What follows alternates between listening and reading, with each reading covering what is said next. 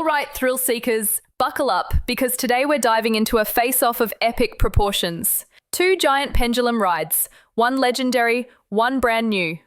Dreamworld's iconic claw has ruled the skyline for almost 2 decades, but now there's a new king in town. Literally, King Claw is on its way, and it's bigger, faster, and spinning its way to the top.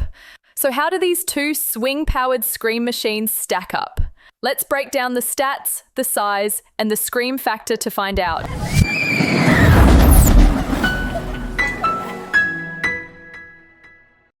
Hi everyone, it's Jessie here from Park Hoppers Down Under, and today we're doing the ultimate ride showdown, comparing the Claw to Dreamworld's brand new mega attraction, King Claw. From height and speed to those all-important ride vibes, we've got a full rundown, including a look at how King Claw measures up to its European siblings, Loke and Swingi. Let's get into it.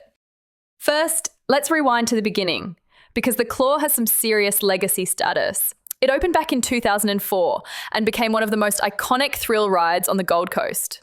With its massive swinging arm, thunderous swooshes, and 32-seat circular gondola, the Claw gave riders that feeling of weightlessness and wind-in-your-face adrenaline without going fully upside down. It was reliable, thrilling, and beloved by Aussie coaster fans for years. But in 2024, Dreamworld announced its retirement, officially closing the Claw to make way for something even bigger.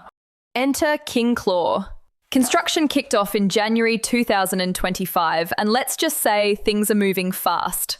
As of this week, the support columns and upper structure are already in place. The massive loading dock has been assembled, and queue areas are starting to take shape. While we haven't seen theming or signage go up just yet, Dreamworld has released a poster-style teaser, and if it's anything to go by, this ride is going to look as fierce as it sounds. So let's get into the real showdown. The Claw versus King Claw. The Claw stood at 17 meters tall. Respectable, sure. But King Claw, it'll tower at a full 27 meters. That's a whopping 10 meters taller, nearly 60% taller, giving riders a way more commanding view of the park, assuming you can keep your eyes open. Now let's talk swing height, because this is where it gets wild. The Claw swung up to 27 meters in the air. But King Claw, try 45 meters. That's about the height of a 15-story building. It's high enough to feel like you're soaring over the entire park. And that added elevation means more airtime, more hang time, and way more opportunity to scream your lungs out. And what about speed? The Claw clocked in at a solid 75 kilometers per hour, but King Claw, it's going to hit a wild 98 kilometers per hour. That's 30% faster and edging close to highway speeds, except you're doing it while spinning through the air at terrifying angles. Fun, right?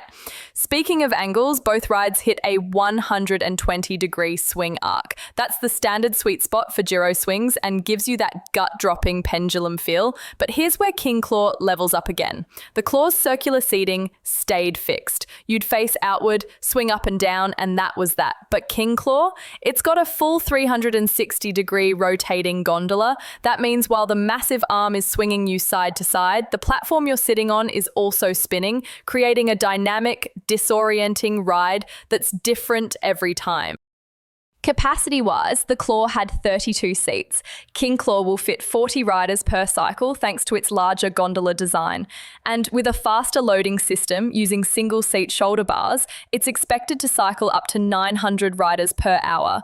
Great news for those of us who hate queuing. Now, let's zoom out and compare King Claw to its international ride cousins, Loke at Liseberg in Sweden and Swingi at Linnanmäki in Finland. All three rides are built by Intamin Amusement Rides, the Swiss company behind some of the world's most impressive thrill rides, including coasters at Disney, Universal, and Six Flags. Loke, Swingi, and King Claw are nearly identical in their design. We're talking a 25-meter tall pendulum arm that swings up to 120 degrees at heights of 45 meters, hitting speeds of around 100 kilometers per hour, seating 40 people on a circular gondola and rotating freely for that spin while you swing effect. Swingi debuted in April 2024, and it's considered one of the smoothest and most efficient pendulum rides thanks to its whisper-quiet direct drive motor. Riders describe it as intense but incredibly fluid, with the spinning motion adding an unparalleled level of fun. It's the same model coming to Dreamworld, which means Gold Coast thrill seekers can expect an experience on par with Europe's best. So, what exactly can we expect from King Claw? Well, buckle up, because this ride is coming in hot with a full 360-degree rotating gondola, which means you're not just swinging, you're spinning while you swing. Riders will experience up to 4 Gs of force at the peak of each arc, and the whole thrill lasts for about 140 seconds, just over 2 minutes of pure, heart-pounding airtime. Based on the European models, you'll need to be at least 130 centimeters tall to ride, and once it opens, King Claw will officially claim the crown as the largest ride of its kind in the entire Southern Hemisphere. So, what's the verdict? The Claw was a fan favorite, no question. It offered thrills without going over the top and was the go-to ride for anyone wanting to dip their toes into the extreme. It defined early thrill rides at Dreamworld, and for a long time, it ruled the skyline. But King Claw? This is something else. With more height, more speed, more spin, and that modern Intamin engineering, King Claw redefines what a pendulum ride can be. If the Claw was the warm-up, King Claw is the main event. A full-bodied thrill ride with global-grade design and no holding back. So whether you're an old-school Claw loyalist or a thrill junkie ready for the next level, King Claw is shaping up to be an absolute game-changer. The Claw was iconic, but King Claw, it's about to be legendary. Thanks for listening and thanks for watching. As always, this is Jessie for Park Hoppers Down Under. If you enjoyed this video, don't forget to give it a thumbs up, subscribe, and turn on those notifications. We will see you again really soon.